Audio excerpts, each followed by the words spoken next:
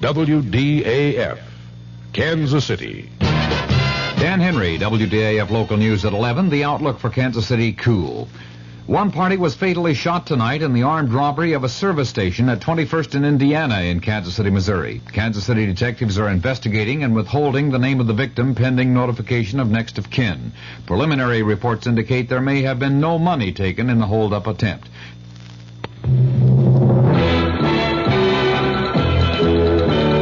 News of the hour on the hour from American Information Radio. This is Richard Wall from Los Angeles, and at this hour, President Nixon says he's given Congress and the public all relevant evidence on Watergate and related issues. And in Phoenix, Arizona tonight, the president told a Republican rally, "The time has come to get Watergate behind us and get on with the business of America."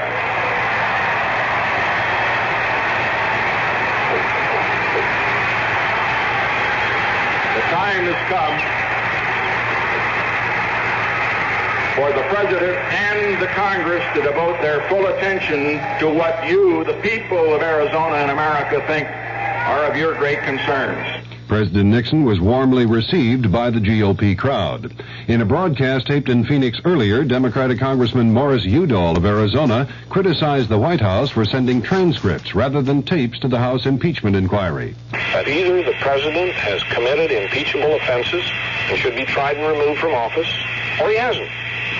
And every day that goes by without delivery of all the evidence to Congress and to the special prosecutor drags this process out and hurts this country. Congressman Udall is the featured speaker at the Democrats' counter rally in Phoenix tonight. The vice president on the transcripts, that story coming up. Paper's full of those women again. They say they don't have equal opportunity. Ridiculous. I don't know, Bob. I'm beginning to see they may have something there. What do you mean? Your daughter Mary Jean's doing all right, isn't she? Oh, yeah, just great. She's finishing college with almost a straight A average. Cost me $15,000.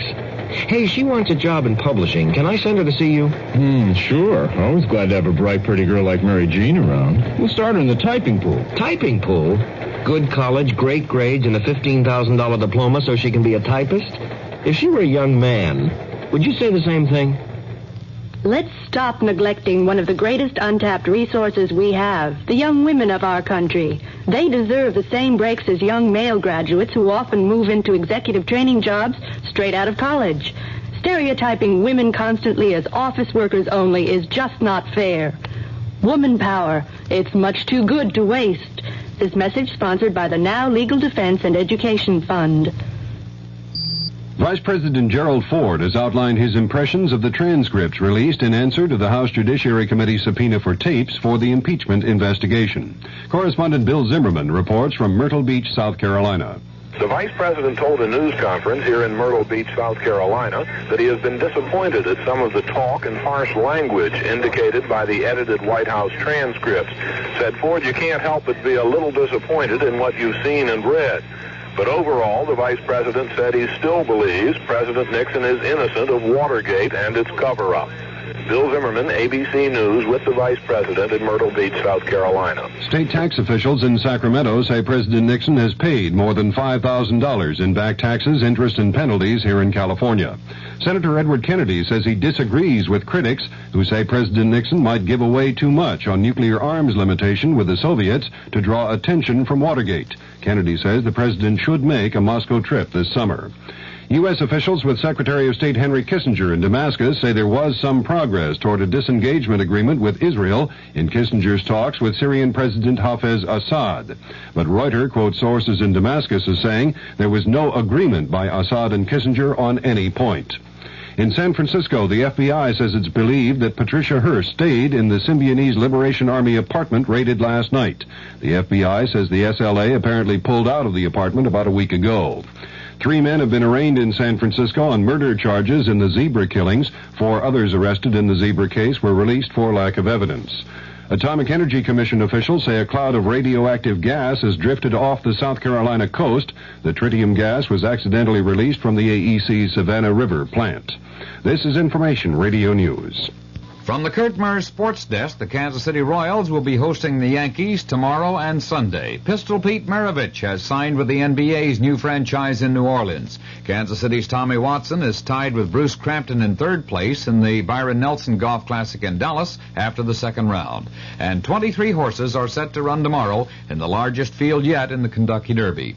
The Kansas City outlook fair and colder tonight with a chance for scattered light frost in low-lying areas, the low in the upper 30s generally, sunny and warmer tomorrow with a high near 70. Dan Henry, WDAF News.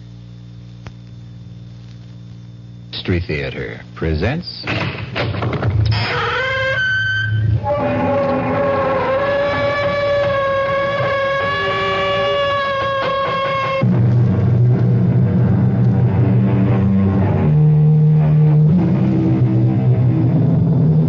Come in. Welcome. I'm E.G. Marshall. Welcome to another hour of mystery and suspense, to a terrifying battle of wits. Our play poses a dilemma you have never faced, or are likely to face in your lifetime. Whether to commit the murder in your heart when your mind tells you to restrain yourself. Listen to what happened to one man, Thomas Drake, who did face that dilemma, and what he did about it. Professor Mallory, if you're a friend of Emery's, you've got to tell him to stay away from my wife. Really now, Drake, I don't like to interfere in the personal life of faculty You members. must. You must tell him, or I won't be responsible. I don't want to kill him. But I don't trust myself. Come now, Drake. Sensible people don't solve their marital problems like that. With murder.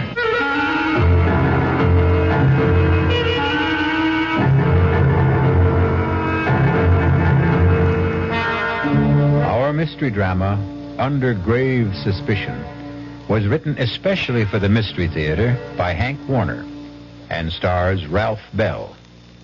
It is sponsored in part by the Kellogg Company, makers of Kellogg's Special K cereal, and by Anheuser-Busch Incorporated, brewers of Budweiser.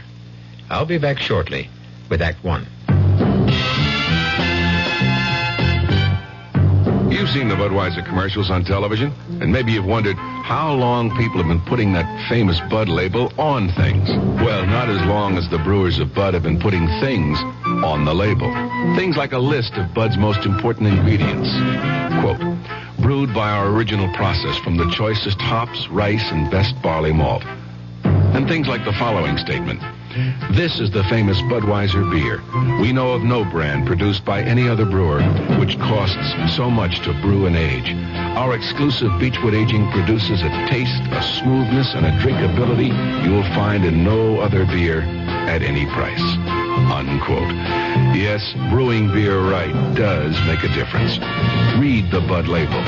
Taste the king of beers, and you'll agree. When you say Budweiser, you've said it all. Anheuser-Busch, St. Louis. A, we're the Action Corps. C, we contribute more. T's for the teamwork of our crew. I, our ideals are high. Oh, oughtn't you apply? Means it's now that we need you. A, C, D, boy. We could go on all day. Oh. Here's why volunteers are needed right away. Action is VISTA, the Peace Corps, RSVP, SCORE, and other volunteer programs that are helping people to help themselves. If you're trained in a skill or just have a little love to share, Action needs you. Yeah, baby. Action really needs you. Don't crawl under a rock. Get into action. Oh, yeah. This is a public service of this station and the Advertising Council.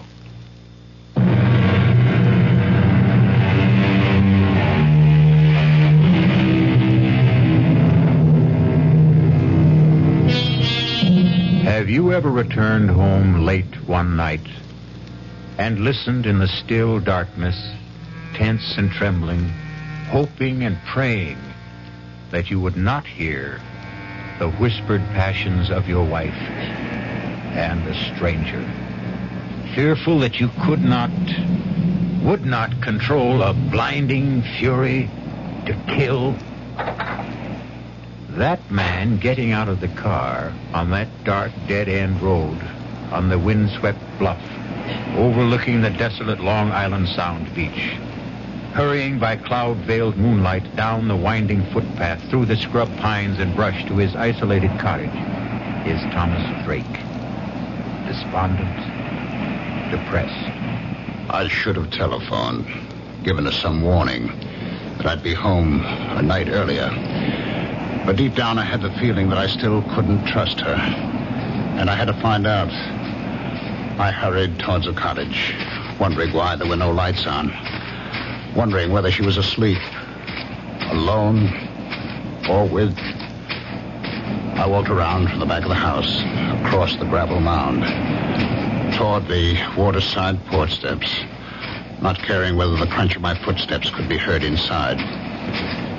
The only other sound was my pounding heart and the surf washing the loose gravel off the berm. The half moon slipped behind a bank of black clouds, and in the darkness I tripped over the shovel, left lying on the gravel. I kicked it away. I went up the porch steps to the front door. I tried it. It was not locked. I stepped inside and listened. I called out, "Marianne." The bedroom door was closed. I opened the door. I stabbed at the light wall switch.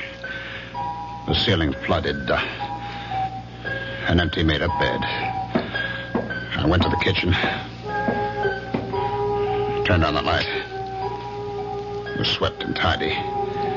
The counter, the sink, the stovetop, bare and dry. Not a trace of food particles. No lingering cooking odors. The dish mop, dish towel, bone dry. I needed a drink to calm down. I reached for the bottle of bourbon in the kitchen cabinet. Poured myself a stiff one. Wondering where she was. The drink only added fuel to my slow burn. I flushed with waves of anger. I had to get out in the air to think. I put out the house lights, carried the bottle and the glass to the porch, and settled down to wait. The cool onshore wind on my face. The moon playing hide and seek with the dark clouds. The lights of Connecticut blinking across 10 miles of black water. The old field light alternating beams of green and red. It was restful. But as I nursed the bourbon, I couldn't altogether get her out of my mind. My thoughts wandering back in time, wondering if she'd left me or would, once again like the first time, before we were married and were living together in my apartment on Manhattan's swinging east side. Two modern, sensible singles willing to give it a try.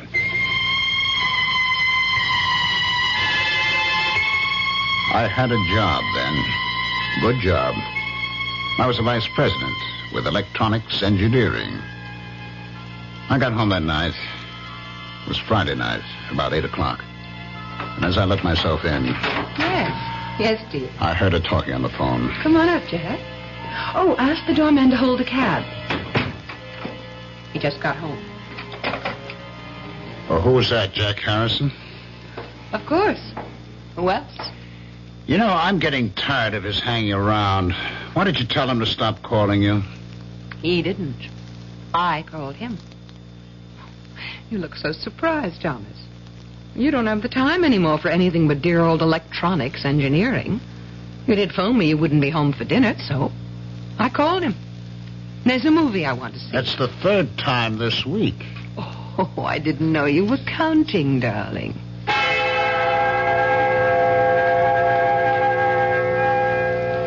I waited that night watching television, dozing fitfully. My mind going back to the smiles and looks they had exchanged as they left.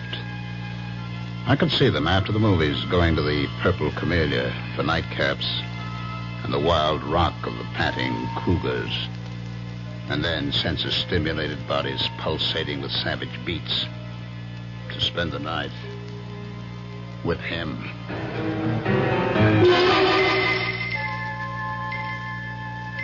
I was awakened from my sleep in the chair by the buzzing TV set. It was 4 o'clock. I fought off the idea of phoning her at Harrison's apartment. I had no one but myself to blame. We had agreed, like two sensible moderns, that there'd be no strings, that we'd be free to live our own lives. And for the first time, I admitted to myself I didn't want that freedom. By 10 o'clock that morning, I couldn't stand it. I phoned Harrison's apartment. There was no answer. I went down to the lobby reception desk to get the mail. It hadn't arrived yet. But the clerk handed me an unstamped envelope. My name and apartment number on it, in Mary Ann's handwriting. I tore it open. Dear Tom, I'm sorry. I think it would be best for both of us to call it quits. I'm going away. There was no date on the plain white notepaper. No imprint of name and address, no forwarding address. Just signed, Mary Ann. I refused to believe it. I hurried right back up to the apartment, to her bedroom closet. Her clothes were gone. I got through the day somehow, in a daze. But the next day, when I went out to get the Sunday paper and returned to the apartment, there she was, unpacking. I changed my mind. Let's have a drink. Want to tell me? There's not much to tell. He told me he has a wife, 3 children in Connecticut, that she won't let him go, so he couldn't marry me. Marry you? You want to get married?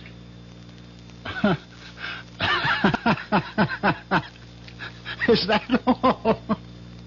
You wanted to get married? Will you marry me? Yes.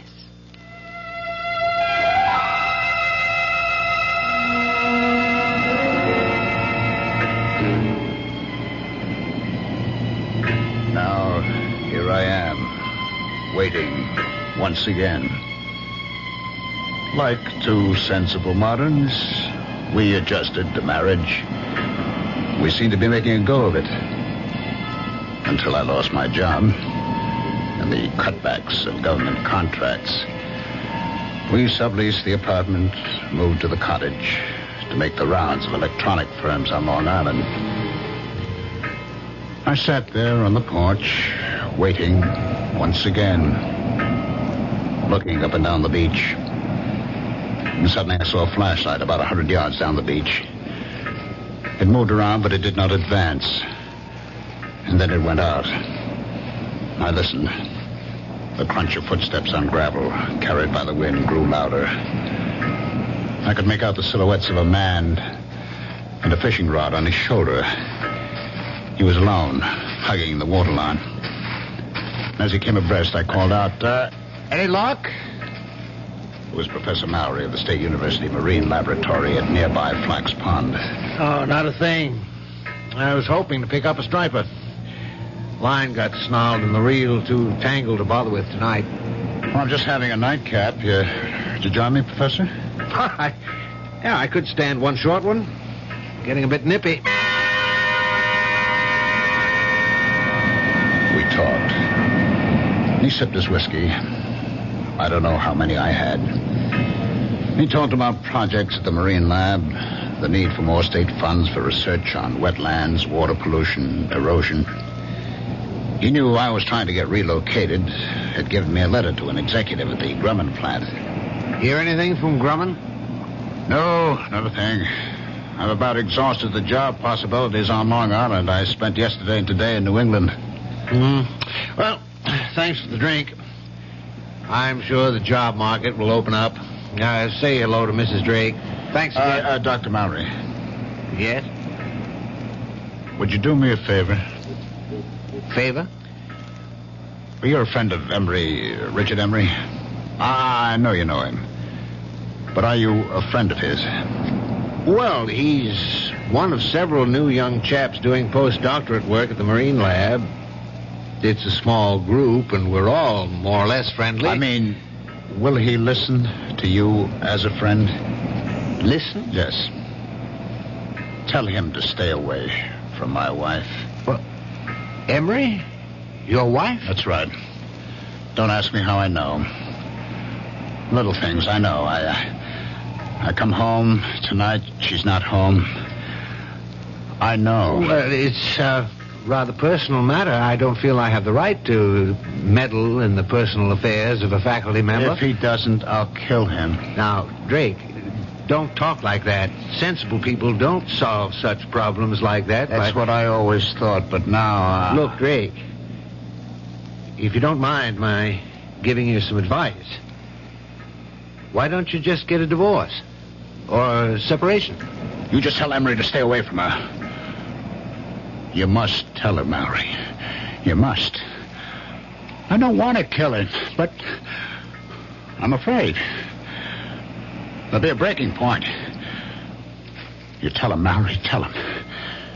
If you don't, you'll share the responsibility. Now, Tom, you're overwrought. You'll feel better in the morning. All right, I'll talk to Emery. Thanks. Good night, Tom.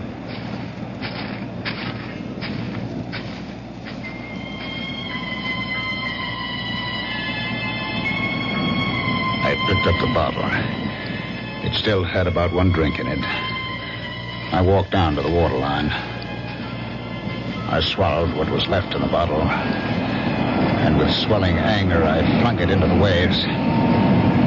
I turned back towards the cottage and stopped.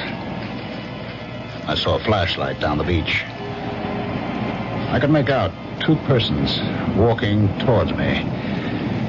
And then the light was out, and silhouetted against the night sky, two forms embraced as one. And then, carried by the wind rising out of the northeast, I heard the teasing laughter of Marianne.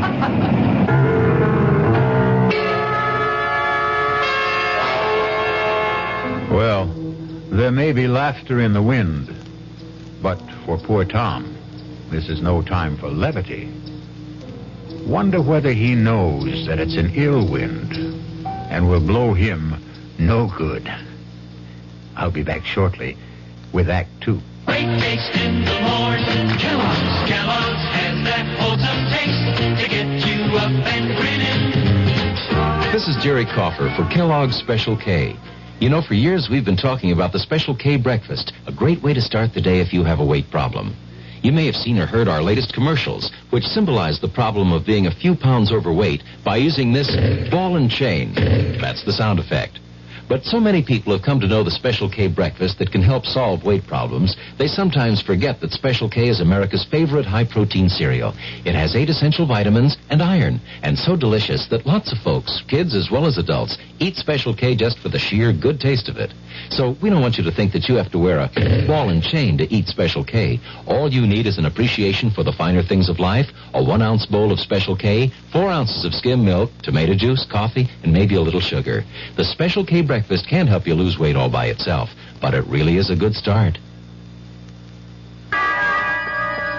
Who knows how to help you solve your shopping problems? The Better Business Bureau knows. Wednesday, 10 o'clock. I'm back at the office working on the case when my secretary brings me the mail. Thanks, kid. The usual stuff. Then I see it. It's addressed to me, resident. Inside, a fake rabbit's foot. The pitch, a $2 donation or send back the rabbit's foot. My problem, what to do about it. I'll help you with good advice from the Better Business Bureau. Oh, yeah? Spill it. If you receive unordered merchandise in the mail, you are under no obligation to return it or pay for it. Thanks, pal. You're okay. Just another consumer tip from your Better Business Bureau.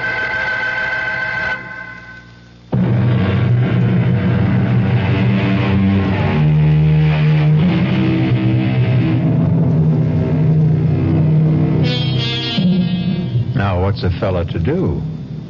Poor Tom Drake is in the dark and all at sea, wondering where he ought to be or not to be. But let's not blow the man down. Just lend me your ears, and we'll listen.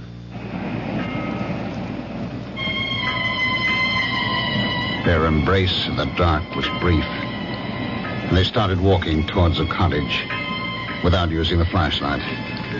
For a split second, I thought of walking towards them for a showdown. But Mallory's promise to talk to Emery made me put aside the impulse. I ducked behind a line of boulders that formed a breakwater above a high water line. They stopped in front of the cottage. From behind the boulders, I watched and listened. That was a good hike. Yeah. Let's go inside. Oh, let's sit out here for a while.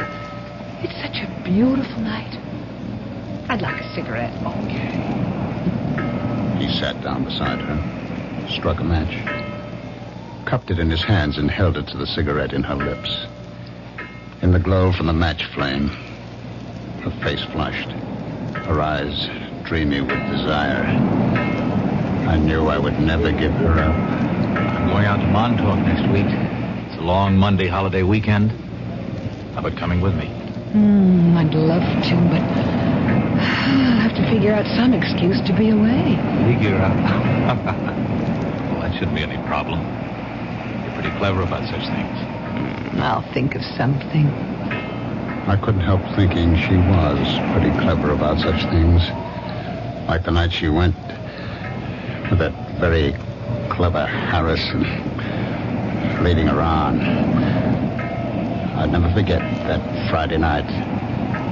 And now, another Friday night. Come on, let's go inside. You said he won't be back tonight. Oh, relax, Richard. You mean to tell me you prefer this cold gravel to a nice, comfortable couch? Come on, Marianne. Oh, what's wrong with staying out here? Omar Khayyam was content with a jug of wine, a loaf of bread beneath a bough. Oh, not bad, not bad.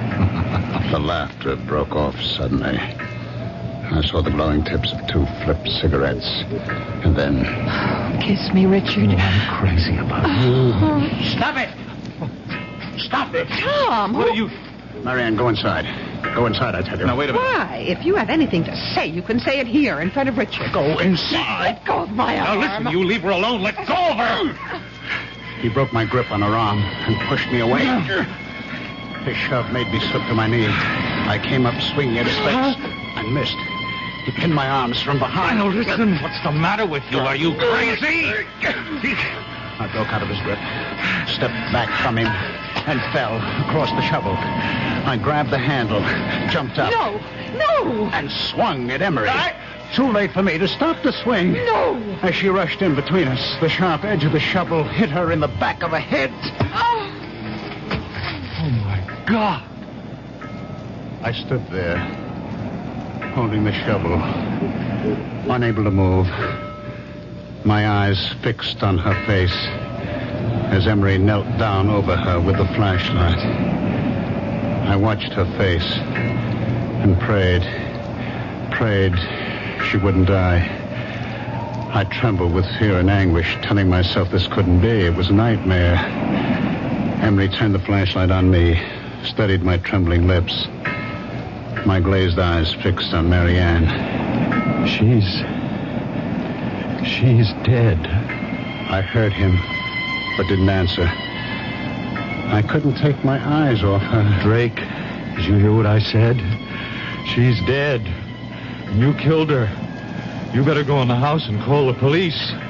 I looked at him, puzzled. My mind, my eyes, my memory playing tricks on me, wondering who he was. Harrison? Jack Harrison? Mocking me the night he took her to the movie, telling me we'll be back. What's the matter with you, Drake? Don't you hear me? Call the police. I'll tell them. I'll say it was an accident. She tried to steal. I don't think you've heard a word I said. I'll call the police myself. Where are you going, Harrison? Call the... Who's Harrison? I'm Emery, Richard Emery. Drake. I'll be right back. Don't turn your back on me. What? He looked back as I swung the shovel, his mouth open, his eyes unbelieving. He went down. I hit him again. He was still, lying on his face. I staggered, gasping for air, my head pounding, thousands of pinpoints of light exploding inside my head. I sank down on the steps of the porch, holding my head in my hands, trying to clear my head, groping to recall, understand what had happened to me, to them. Slowly, the horror of it all returned. Marianne was dead. I turned the other body face up. It was not Harrison. It was Emery.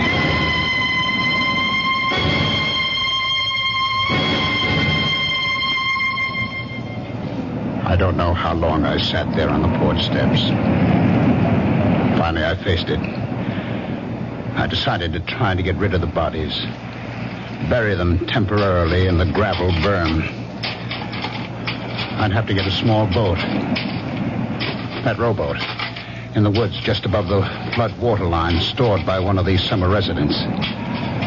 I'd row the bodies out to the channel, weight them, drop them overboard on an outgoing tide. The strong current on the bottom of the channel would move them out to the sea. The loose gravel was only about 3 feet deep. It would be deep enough to hide them. I dragged the bodies over, laid them end to end, covered them, building up the gravel mound to the same height of the berm that ran parallel to the water level. I inspected the shovel. The metal glistened clean, no sign of blood or hair. I stood it against the porch rail, went inside. I sprawled out on the bed, exhausted, and fell into a heavy, dreamless sleep.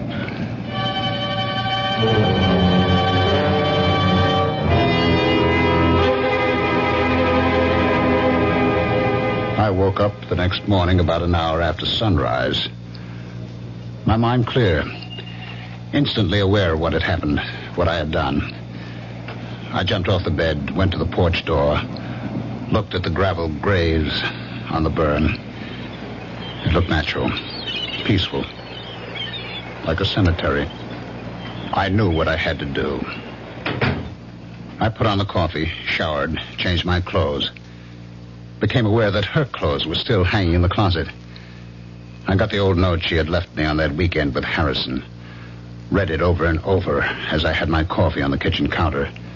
I turned on the radio for the weather. The Bureau reports Hurricane Gilda moving past Cape Hatteras, leaving a devastating... I placed the note on the counter, carefully spilled a spoonful of coffee on the counter, wetting a large corner of the paper, and then blotted it with a paper towel.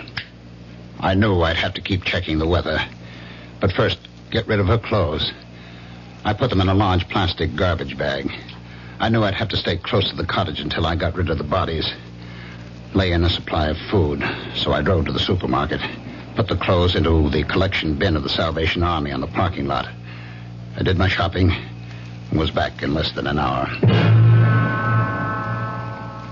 I went up to where the rowboat was on the bank of trees. It looked all right. Aluminum, light enough to drag. The oars were in it, and burlap fish bags, strong enough to hold the rocks I'd use for weights. I'd have to wait until dark to move the bodies. In the meantime, I could move the boat. It was a couple of 100 yards. I placed the boat on top of the grave. By nightfall, the Coast Guard was sending out small craft warnings, and all through the night, I was glued to the radio for weather checks, feeling trapped, helpless to do what I had planned. I finally fell asleep on the couch. I was awakened by the Sunday morning church music and a loud knocking on the porch door.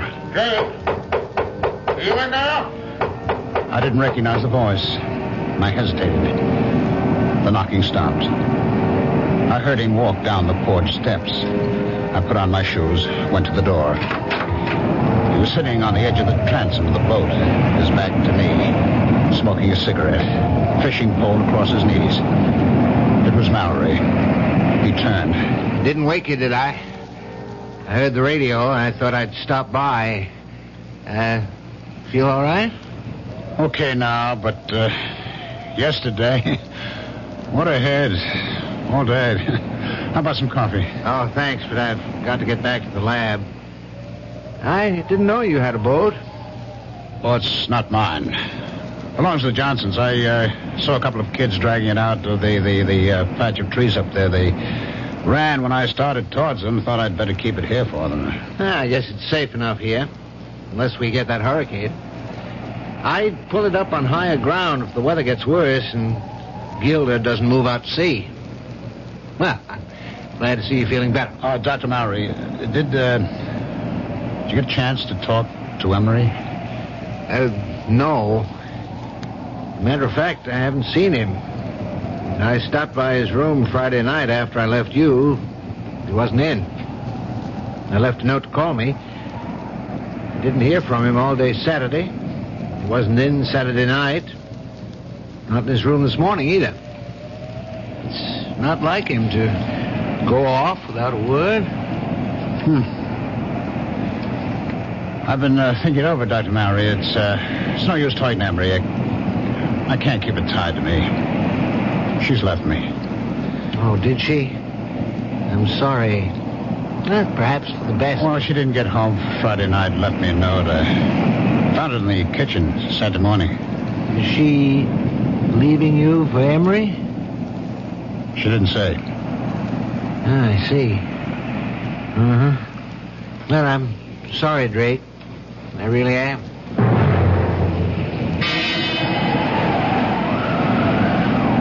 Sunday night, I was still trapped by the weather. It got worse through the night. But the weather report said there still was a 50-50 chance that the hurricane would bypass Long Island.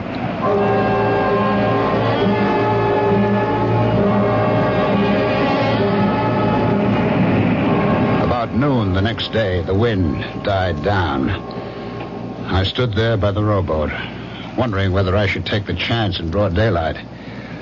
Long Island Sound was still, calm as a lake. I heard a helicopter coming across Crane Neck. Routine patrol of the shore. I could read Suffolk Police. And then Dr. Mallory coming down the beach towards me. I stood there waiting for him.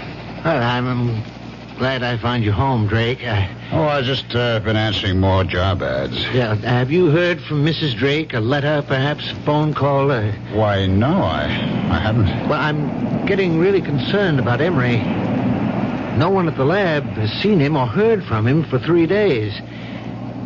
This morning, I looked through his room. His clothes, his suitcases were there. I can't understand. I was hoping if you'd heard from Mrs. Drake and knew where she was, I'd ask her if she had any idea about where Emery might be. Well, I do have her mother's phone number in Ohio and her sister's in Connecticut. If you don't mind. Do you want to call from here? Thanks, but I'm on my way to the village hall to see Police Chief Raymond. I stood there watching him make his way along the beach to the village hall at the old field lighthouse, wondering just what he'd tell Chief Raymond. Well, You know what they say. The path of gory murder leads but to the grave. What do you suppose will happen to Tom Drake? Will he be like that comedian who murdered people with stolen jokes and was hanged by his wits' end? I'll be back shortly with Act 3. Hi, Ms. Goldilocks here. Professionally taste-testing diet drinks can be very difficult, but I've just had to bear with it. Then I found sugar-free Diet 7-Up. It doesn't taste like other diet drinks. It's fresh, light, natural, delicious. Sugar-free Diet 7-Up tastes so good that I've taste-tested it hundreds of times, and each time I've given it my seal of approval. Yes, this one's just right. You've finally made your gift list. Your neighbor's child is 2, your niece is 6, and nephew is 7. But before you go to the toy store, there's something else you should do. Write Toys, Washington, D.C., 20207 for a free booklet on toy safety. That's Toys, Washington, D.C., 20207. This message is brought to you by the U.S. Consumer Product Safety Commission.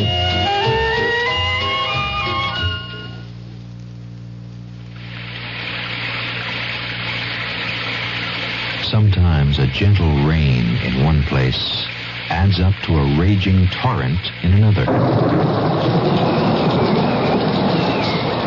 A torrent that can uproot lives as well as trees.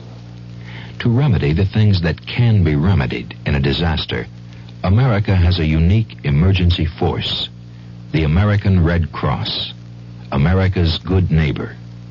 Red Cross is on call 24 hours a day, every day, to cope with emergencies, whether they're on the next block or a continent away. Most of the help that's given is from volunteers. The money's from volunteers, too. Volunteers like you. If you need help, join us.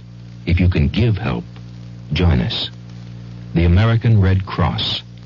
Help us help people. Just like you.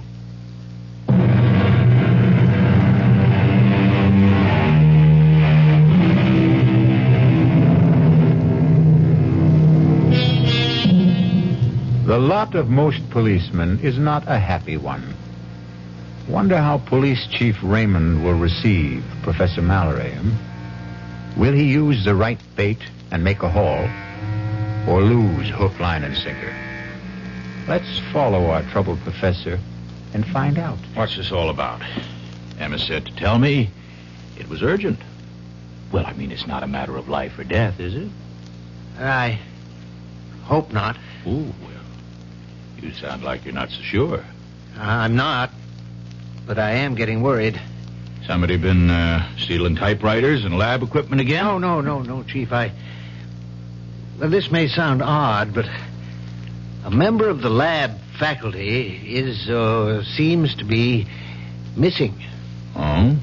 That's so. What do you mean, missing? No one's seen him since Friday afternoon. Well, this is only Monday. Yes, but he was not in his room Friday night, Saturday night, Sunday night. He didn't show up in the lab today. Well, what about his weekends? Did he have them free? Oh, sometimes, when scheduled. He was not scheduled to be off this weekend. Uh-huh. The chap he rooms with, Garrison, says he saw Emery Friday noon. Well, Garrison was off this past weekend. He got back Sunday night. I saw Garrison this morning. He wasn't surprised or upset over the fact that Emery hadn't spent the night in his room. Mm-hmm. It wasn't the first time. Do you know that cottage the Drakes rented? Yes, I do. It belongs to Howard. Is that the one? What about it? Well, last Friday night, I was out casting along the beach. On my way back to the lab, Drake invited me to stop for a nightcap on the porch. He'd already had quite a few. I had one drink with him, and he asked me, was I a friend of Emery's? And he asked me, the way he put it, would I do him a favor? Mm-hmm. Go on. What he wanted me to do was for me to tell Emery to stay away from his wife. Now, Now, did he explain that? Did he mean Emery was annoying his wife, or did he mean they were having an affair? Well, my first impression was that it was more or less a dalliance. Well, that's kind of par for the course in this university town, you know. Yes, perhaps, but I told him I'd prefer not to get involved in personal affairs of faculty members. And what'd he say? He said if Emery didn't stay away, he'd kill him. His exact words. Huh? Of course, he was very drunk when he said it. I told Drake to calm him down, that I'd talked to Emery. Yes, I see. Well, now, what about Mrs. Drake? Was there anything said to indicate whether she was inside the cottage while Drake was blowing his top this way to you? No. There were no lights on inside. Matter of fact, Drake made it clear that she was not home. He implied, without mentioning Emery by name, that she was out somewhere with him. Well, in that case, she could have some idea about where he might be. That occurred to me. I went back there yesterday morning with that in mind. And did she? She wasn't there. Drake told me she'd left him. He said she didn't come home at all Friday night. He said he found a note from her in the kitchen Saturday morning. Well, that's quite a coincidence, to say the least. Did the note say she'd gone away with Emery? Well, Drake didn't show me the note, but as much as said there was no mention of Emery. Have you been to the cottage since yesterday? I stopped there on my way here. Drake says he hasn't heard a word from her. No mail, no phone call. But I asked him, would she perhaps have gone to her parents' home, to a relative? He gave me these phone numbers. Oh, yes, let me see that. Ohio and Connecticut. You think we ought to call them? No. I'll drop in on Drake. I'd rather he made the call. You see, if we can't locate Mrs. Drake and you don't hear from Emery, that leaves us with 2 missing persons. We'll put out an all-points teletype alarm, full descriptions and photos. I'll keep you posted, Mallory.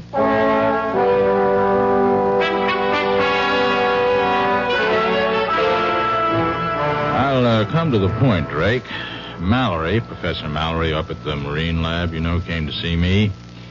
And he's a bit worried about the absence of a faculty member, one Richard Emery. There's no use being delicate about this, Drake. From what he told me, it does look like Emery and your wife ran off together, doesn't it? Yes, it sure looks like it. Do you mind if I see that note she left you? Oh, no, not at all. It's on the kitchen counter where I found it. We went into the kitchen. He picked up the note, studied it carefully, looked at the back of the paper, felt the coffee stain. When did you, discover this note? Saturday morning. Well, that stain's some coffee spilled from my cup as I was reading it. Oh, I see. You mind if I, look around? Oh, go right ahead. I followed him into the bedroom. He looked through her dresser, the closet, the night table. Well, her clothes are gone, all right. I was looking for a letter she might have received from a friend or relative, inviting her for a visit for a few days or a week. I mean, did she mention such an invitation to you? No. Well, if she did get such a letter, she could have taken it with her. I mean, have you called her parents or her sister? Well, frankly, no. I was hoping I wouldn't have to do that when she'd come back, or write or phone. Well, if they don't turn up in a week or two, we might perhaps go on the assumption that they're dead. You see? And start a search for their bodies. You don't think... Well, look, Chief, I was drunk when I told Mallory... No. I don't think you killed them. Of course not. What would you do with the bodies? Bury them out there? Let's not get morbid about this. You don't think I'm going to call out the tractors to scrape down the gravel, do you?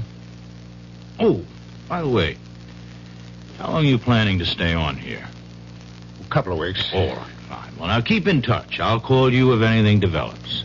Phone me if you get a letter or a call from your wife. I followed him out. He looked at the rowboat, Steady the sky.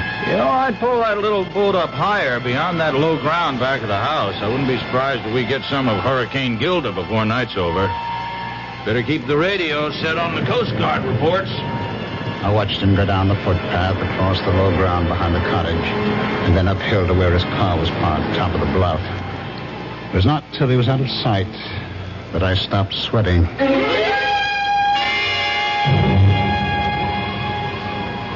It stayed calm, windless, an oppressive silence hanging over the water and the land. The sky was sunless, gray, not a cloud in sight. I'd heard of the calm before the storm, but I'd never seen it. I filled the kerosene lanterns, got candles ready. Gale warnings, Cape May to Block Island. High tides 3 to 4 feet above normal with flooding along lowlands.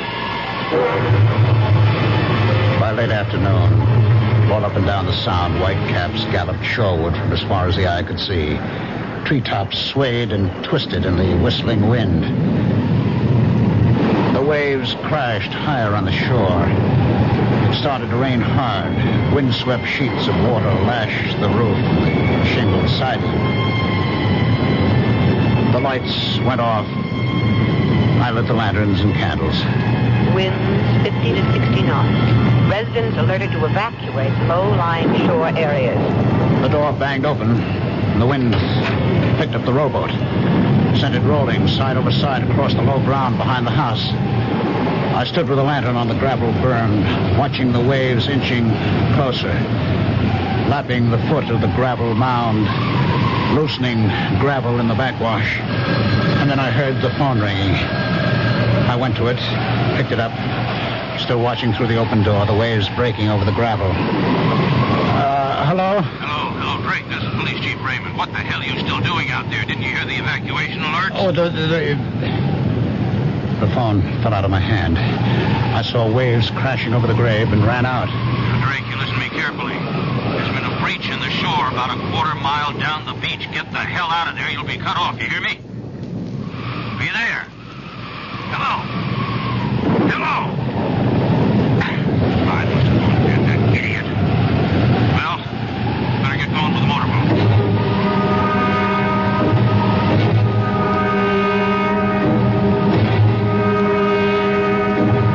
I knew I had to keep shoveling on the gravel and sand as fast as the waves washed it off. But for every shovelful I threw on the grave, the waves washed off too. I lost track of time. I knew I had to keep at it to keep the grave covered.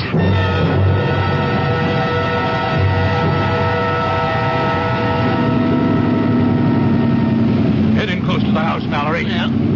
Drake! Drake! All right, let's go ashore. Nose it into the bank. You better bring your flash. All right.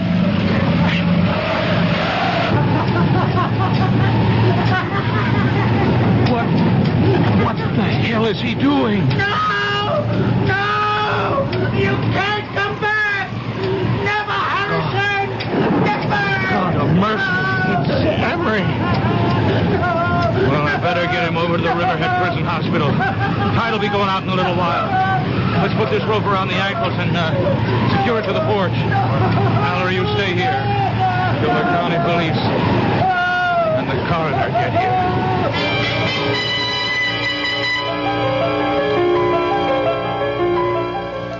Chief, I'm at the morgue at Riverhead.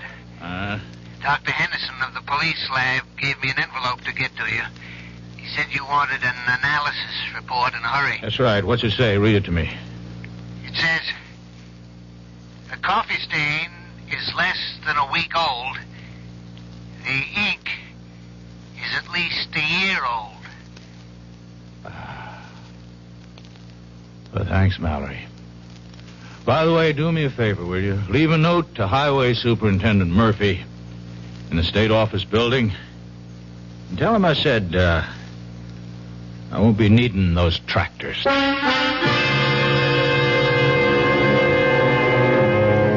Well, imagine. What do you think of that police chief? Isn't he the fishy character? Anyhow, we didn't have to scrape bottom. I'll be back shortly. Hello, this is Goldilocks.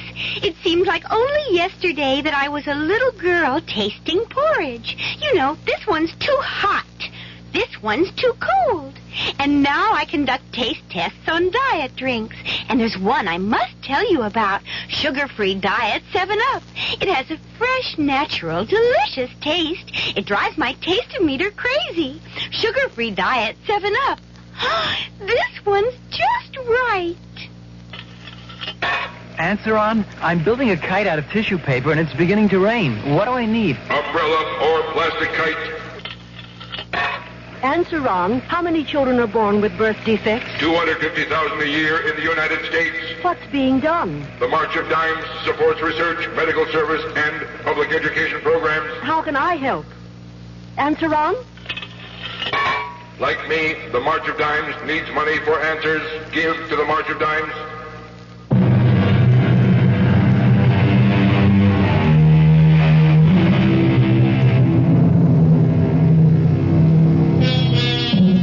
Still in a dilemma?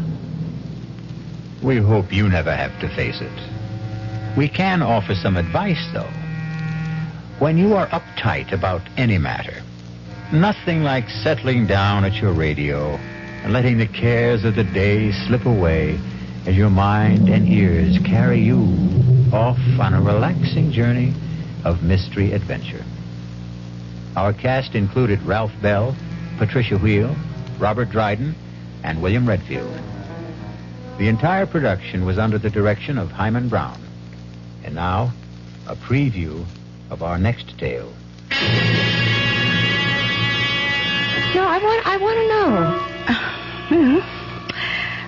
I'm afraid he had the head impaled on a pike and left to wither on the battlements. The body, of course, was interred. Oh, my God. Nasty types they were in those days. How old was she? Oh, see, I think I remember. Oh, yes, 24. Just my age. So young to die and be buried forever. Well, the legend is, of course, that she hasn't been. You mean she haunts? Oh, rather. She was quite a horsewoman, history tells us. And any night, but particularly when the moon is full, she rides the grounds, searching for her lost head. Radio Mystery Theater was sponsored in part by new sugar-free Diet 7-Up. This is E.G. Marshall inviting you to return to our Mystery Theater for another adventure in the macabre. Until next time, pleasant dreams.